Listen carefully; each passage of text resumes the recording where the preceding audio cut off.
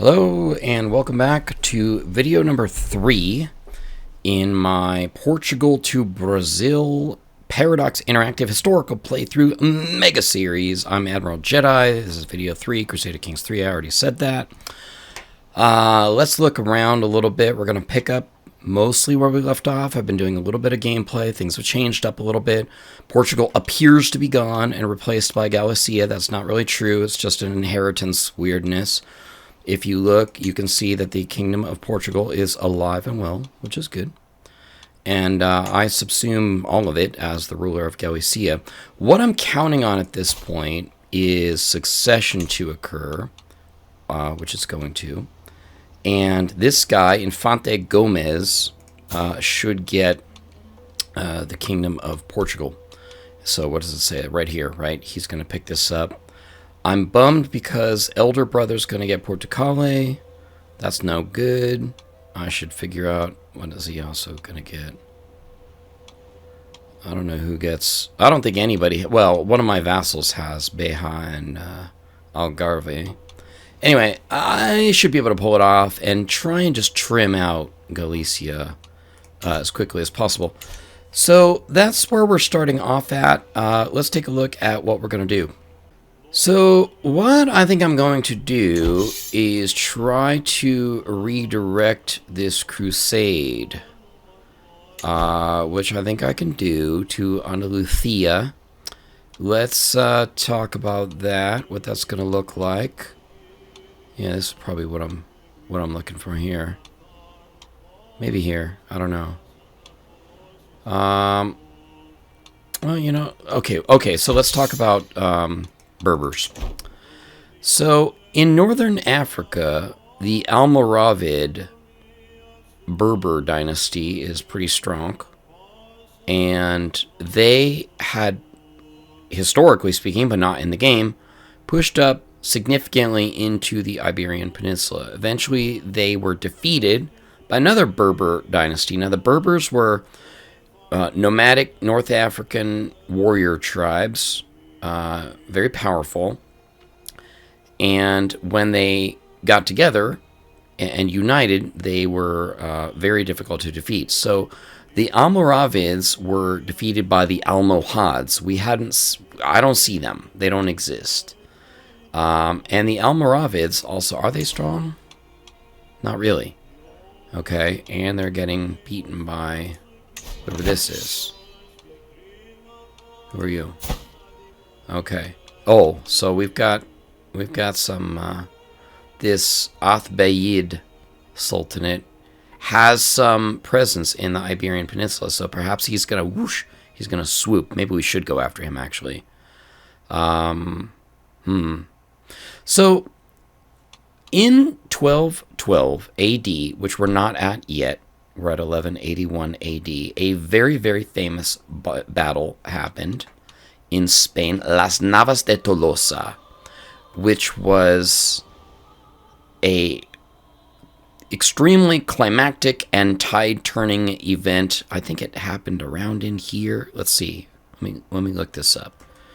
Okay, I think I found it. This location of Calatrava is just north of where that famous battle, Las Navas de Tolosa, occurred. And it really was the most significant turning of the tides. There'd been a lot of back and forth, Christians pushing south, Muslims pushing north. But this battle was such a massive win for the Christian forces that it really just turned the tide permanently against the Muslim, and ended up ultimately being sort of the beginning of the end for the Reconquista, which we've been kind of doing. Now, there's something interesting about the Portuguese Reconquista, is that it's not.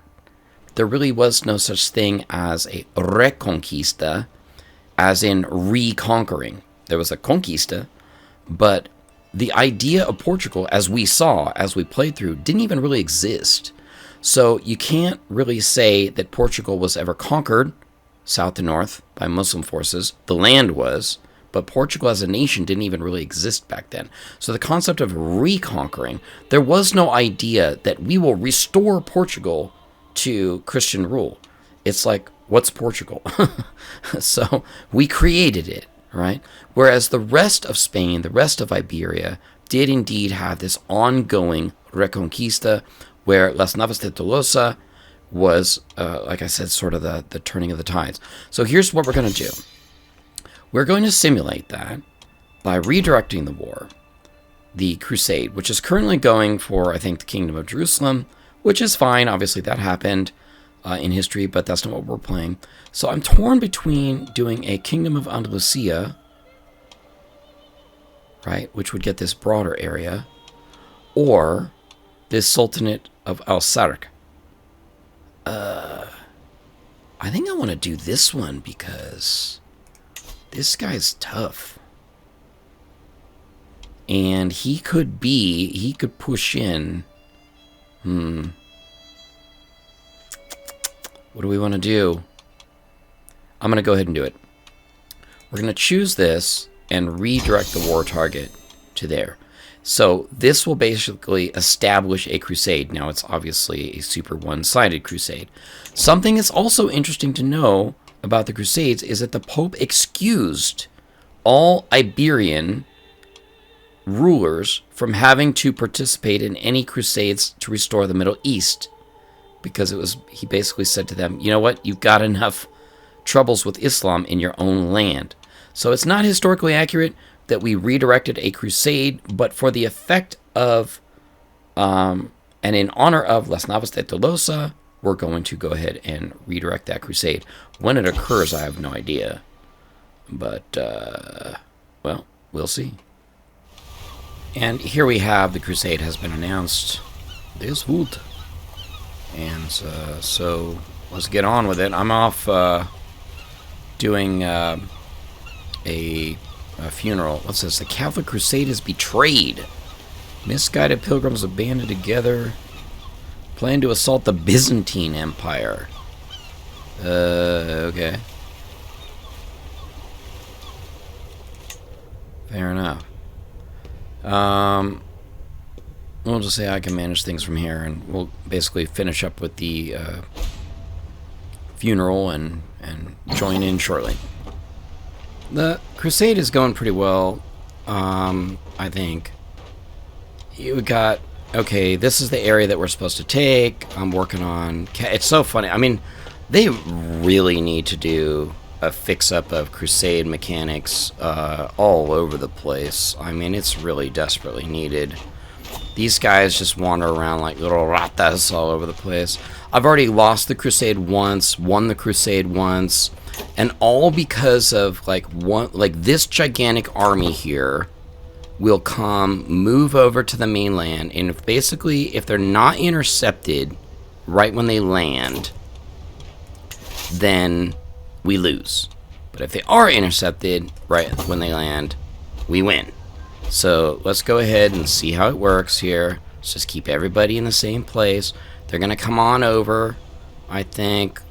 I'll just keep the time running here. You can put it, there it is. Okay. So we just got to basically get intercepted. Okay, here they come, right? And so, boom.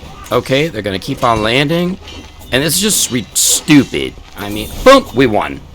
Okay, woo, yay. That's just like, okay. So anyway, what I wanted to happen, happened. Which is, we won the simulated battle of Las Navas de Tolosa. It was that much of a decimation in reality. It wasn't a crusade, but whatever, it's the closest I could get, right? And this kingdom immediately flips to Valencia. So we only really have the Kingdom of Andalusia, which is still under Muslim control. Now, the Iberian Peninsula did not come under full Christian control until like the 1400s. So I'm going to skip it, the rest of it at this point. You know, I'll participate as I can. What I'd love to see is I'd love to see the crowns of Leon and Castile come together. And so I'll try and help them as much as possible. But let's get back to focusing on Portugal. For a lot of the remaining content of this video, we had a fun little crusade. And really, we need to pass a fair amount of time to get caught up here. I don't want to do a 3-part Crusader Kings and then move on, even though I do think that a lot of the real historical shining light of Portugal is going to come in Europa Universalis. A lot of stuff there, and then of course we're going to transfer to Brazil, which is the main goal. So I think I'm going to do 4 videos, Crusader Kings 3. So this one, we're going to talk quite a bit about people, land, culture, all that sort of thing. So I'm going to start one of those by a bit of an odd moment. You know, I really can't say that I like the diseases. It's too much RNG for me. And I remember when this DLC first came out and like people were speculating it, and people were like, oh man, we can't wait for diseases. And I was like, you know, with like murder plots and random deaths and all those, remember incidents where you could fall out a window and stuff like that? Thank God those don't happen anymore, or at least that much. I was like, yeah, that's what this game really needs, is a bunch more random ways to kill you. Like, not a big fan of it. However, whining aside, this disease has been extremely profitable for me. Not only did it knock out my brother to where I can acquire more property, but it brings up something that's worth talking about historically, and that is apparently, I guess, the county of Coimbra got wiped out from disease. And it's like, not only can you spare no expense to rebuild, but you can move the capital there, which is what happened. I don't want to pardon you. So our capital should be moved down to Coimbra, and I have it now. I'm 4 or 5, so that was pretty nice. What am I still, a 4-year-old kid? Okay, whatever. So that is historically accurate. I don't know about the time. In fact, most of the Portuguese capitals pushed south, eventually down to Lisbon. Where's that at? It's probably here. Yeah. So we're going to get moved down here capital-wise, hopefully sooner than later. But that just gave me an excuse to talk about Coimbra and the movement of the capitals away from Portugal and Braganza. And I think I mentioned in the second or maybe even the first video that one of the first... the first capital of Vimara, I think of Vimara Paris, was here at this Guimarães. I'm sure I mispronounced that. Please forgive me. And so capitals move south. So anyway, it took a disease to do it, but whatever. We're now hooked up in Coimbra. Fast forward to 1252 AD. Not a significant date, but just where I'm at. And let's talk a little bit more about a few of the things that we just got done talking about, like the social strata. We still have the Kingdom of Portugal, so that's really good. I'm playing as King Alfonso III of Portugal. Historically accurate, that is who is king at this time. He has a son, Denise. Also historically accurate. I don't know what this guy looks like, or either he has kids. I should probably rename that kid. Denise, athletic, mastermind, philosopher. Yeah, that's pretty accurate. It'd be nice to play as him. I don't know that I'm going to, because I basically jacked Alfonso III up on the health and everything like that, so I could keep playing with him for a long time. Denise was the longest ruler, so I should have done him. Anyway, I'm off topic, kind of. Another crusade was just won, rewarding the entire kingdom of Andalusia to some French guy, not historically accurate. And also, I got a bunch of money, and that is what we're going to talk about a couple things on.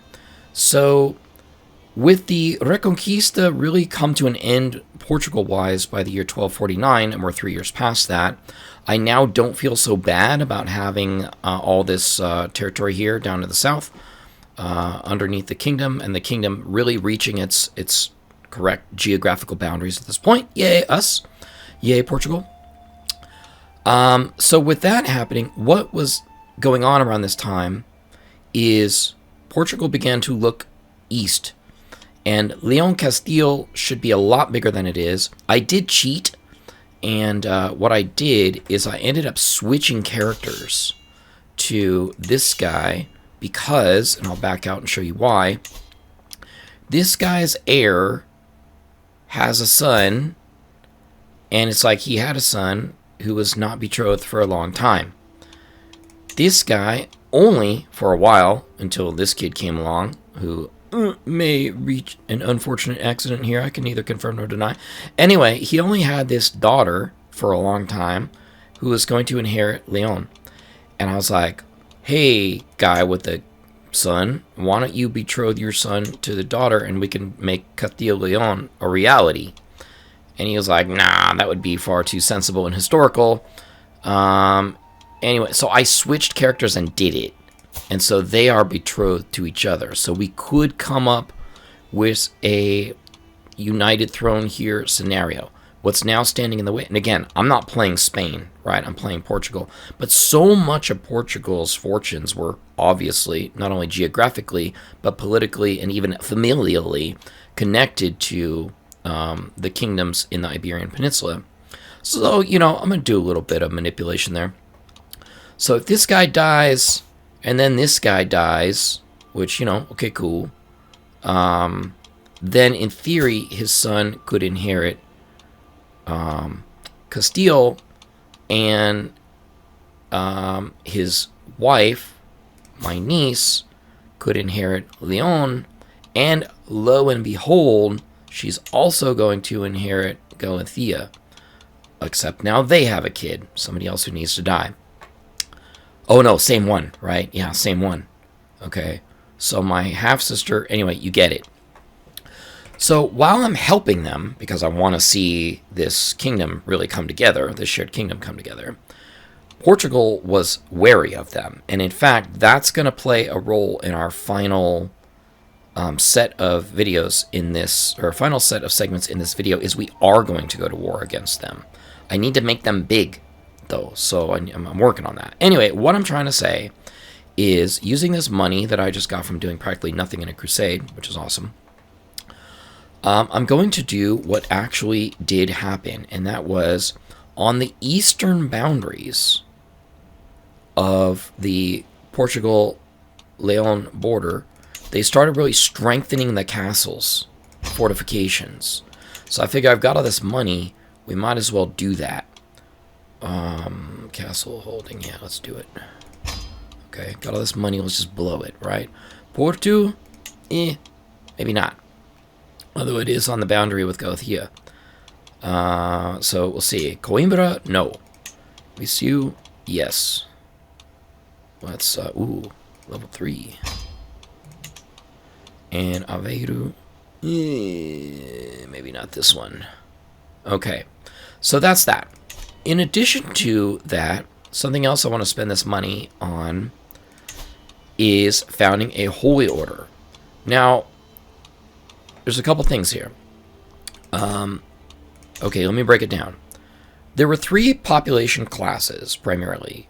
The commoners, the royalty, and the is it royalty? Not really royalty. The nobles, right? And the church. So the commoners are really represented throughout the game as levies, and we also have some cities that are in here somewhere, right? No, that's temple type holdings. Yeah, cities, here we go. But in addition to the religious group, a big part of the religious group were the holy orders. Now we can see them here, right? Order of Calatrava, Knights Templar, Knights Hospitaller. So there is a critical holy order, the Order of Santiago, but that is not a Portuguese order. It had a huge presence in Portugal, but it's not a Portuguese created order. So I wanted to create the Order of Santiago, but it turns out that there's also another more famous, well, more Portuguese, I should say, order called the Knights of Christ. And what do I want to give them? Yes, this city here. Okay, so we're going to give them this city. I think I can name them. Right?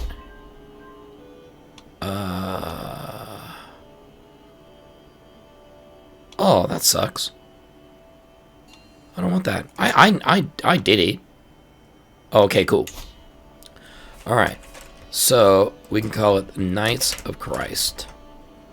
Which is, I guess we'll also change this one, right? Boom. Yes. Okay, so now, Obidos. I'm not sure that this is where they came into being. I don't think so. Grandmaster Munyu of the Knights of Christ. So the Holy Orders not only played a huge part in warfare, but in developing these areas as well. They were given huge tracts of land to develop. Hopefully they didn't build their land in a swamp, because you know how that goes. Okay, so moving on. Let's just keep going. Of course, with my luck, it's like 92% secrecy. You're going to be found out, of course. All right, so here we go. We're going to push the button. And boom. Okay, who's next on my list for today? All right, so the kid is gone. And as predicted, the gal becomes Infanta. Sabela becomes the heir. These people don't look like they're having kids anymore. Oh, well. No, that's my daughter. Oh, it's his regent. Spouse. There we go. Okay, that's my half sister. What is she? 38? Yeah, well, it has happened. My wife had a child at 39. Anyway, so hopefully they're not going to have any more kids, and let's get back to it. I've never seen this part of it. What is it? Holy fire, painful seizures and headaches. And everybody looks like they're breaking down. Break it down. Boom, boom, boom, boom. So anyway, what up with this kid? Oh yeah, everyone's dancing. I'm dancing. All right, so yeah, I go through all that work to kill off people, and they're gonna probably all get diseases and die anyway. Especially all the people that I want to live. This guy's I'm gonna send you a gift. Just don't send me a freaking disease, please. Okay. What do we got? Leon, they got this yet? Hopefully not. It's spreading. Alright, I'm sure it's spreading. Okay, I don't need to, you don't need to stick around for this.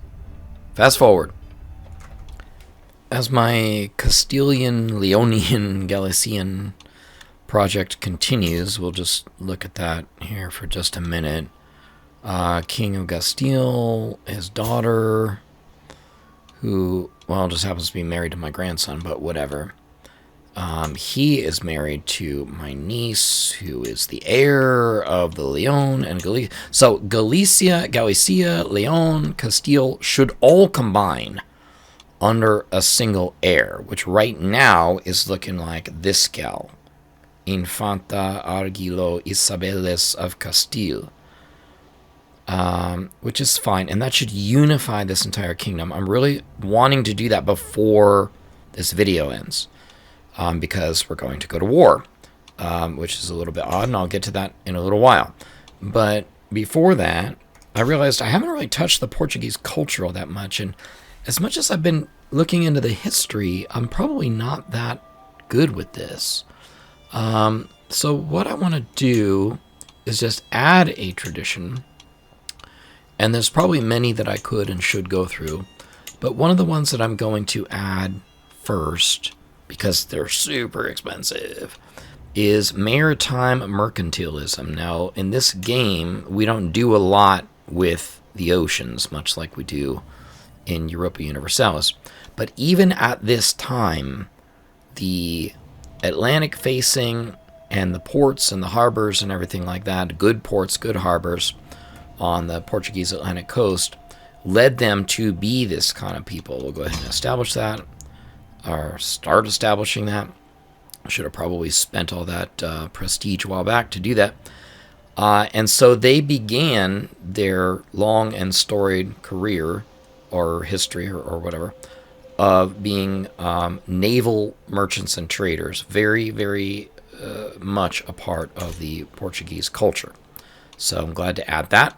Another part of Portuguese culture at this point, which I can add, and I'm going to add, is cantigas, which were a form of poetry, love-oriented poetry, practiced quite a bit in the court. Very much admired and appreciated. So I'm going to add this to, I'm not going to do it. Your culture established a new tradition too recently. All right, well, there goes that. Sorry about that. I had a bunch of glory, prestige, and was like, okay, let's go ahead and do it. So I'll go ahead and put that one up a little bit later. But in the meantime, we might as well add a court poet. All right, do we have one? There we go. All right. So we'll appoint this guy to be our court poet. And we'll add on, come 1334, that piece of our culture a bit later. So sorry for screwing that up, but, we'll do something in the meantime. Just bring you back in. Where are we at? 1285. And Leon-Castille, Galicia's been removed. And so basically this is the King of Castile. This is the Queen of Leon. So this combined area is looking pretty good. Unfortunately, just a single daughter is going to get this. And I'm assuming that... wait, what was that? Oh, that's Valencia. Okay. I'm assuming that this is going to be split. Alright. So, Arguello, and who's going to get Leon? The same. Okay, the same queen is going to get both. So that could be really good in putting together Leon-Castille. I'm going to keep hoping. It could be good. I am so happy. One lucky death, not mine. And boom, it has happened. Castile is completely united. I managed this one pretty well. Did a little bit of switching characters. Not too bad. I have no shame. I don't mind doing that. I'm playing the game for historical purposes. And sometimes they just do stupid stuff. But I set up a bunch of marriages and everything. I showed that to you already. The King of Castile died, passing Castile onto his daughter. His mother died, passing her mother died, passing Leon, which included Galicia. So anyway, I am curious if I can switch to her and see if she has the Unite the Thrones decision. She does. Okay. We'll be united once more, and this time under the banner of Castile. So, I'm not doing it myself, but I don't know. I think it's kind of cool. Who knows if she's actually going to do it herself. So I might as well do it and see. A united Spain! Woohoo! The mother of Spain. I don't know that it actually changes anything. I'll go ahead and switch back. But I don't know. I just thought that was kind of cool. So here's why I did it. A significant part of Portuguese history is once the Reconquista was, for the most part, finished, which it's totally finished on the Iberian Peninsula. I'm pretty sure there's not a single Muslim left here.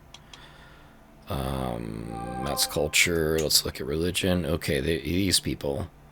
But top religious faith, Catholicism. So it's just sort of lingering Islam. I don't think there's any single... Okay, Catholic French...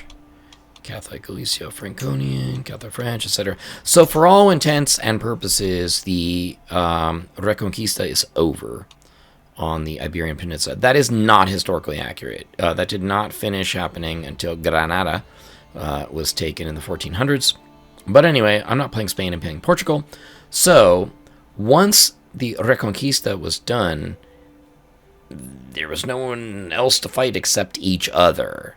And so Castile, you may remember back from like video 1, I think, that maybe video 2, that the Portuguese king, the first Portuguese king, who was it, Alfonso the Third, I think?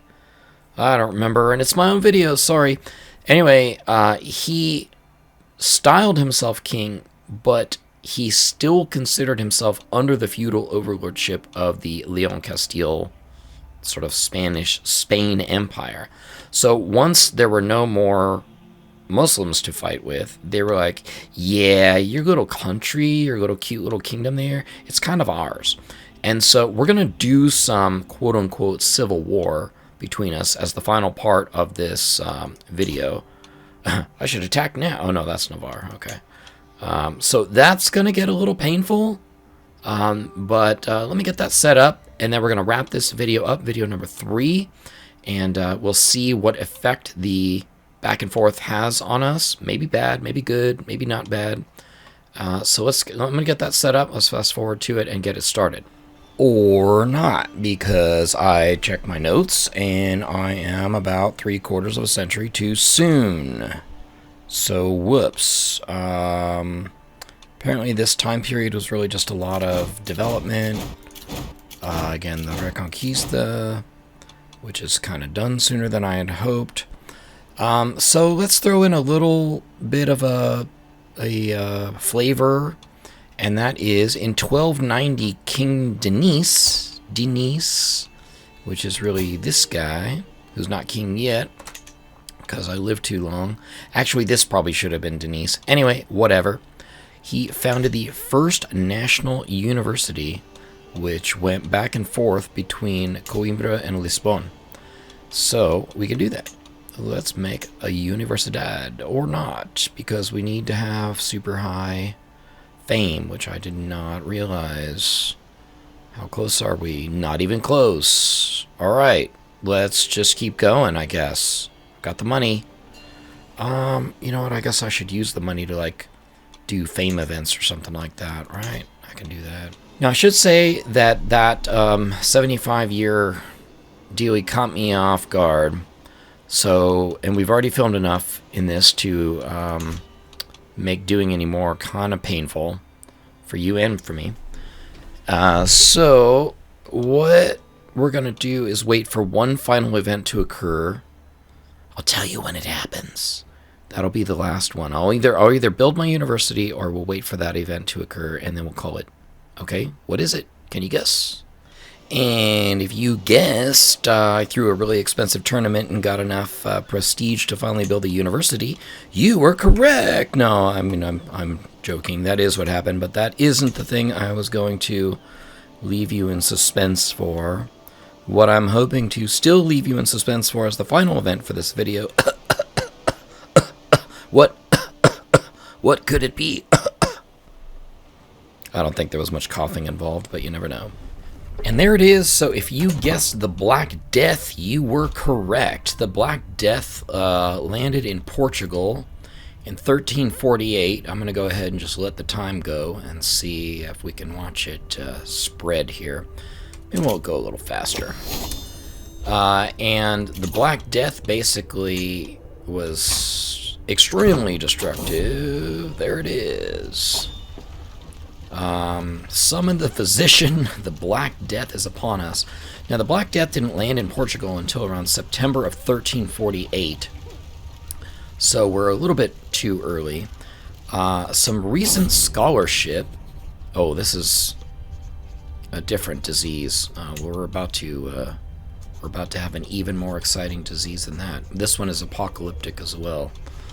So we're going to get this apocalyptic King Agali's Flux and the Black Death, which is going to be ridiculously awesome. We'll go ahead and do Desperate Measures. Success, yay. I've got the world's best doctor in the entire Drastic Measures. It's too late for caution. Alright, so I've got a great doctor, and she does us pretty good. Oh, except for I'm dead. So we're going to go ahead and end the video here because I could just keep going with the Black Death. It's going to kill a lot of us. That's fine. The Black Death killed in many places up to and over 1/3 of the population of all of Europe.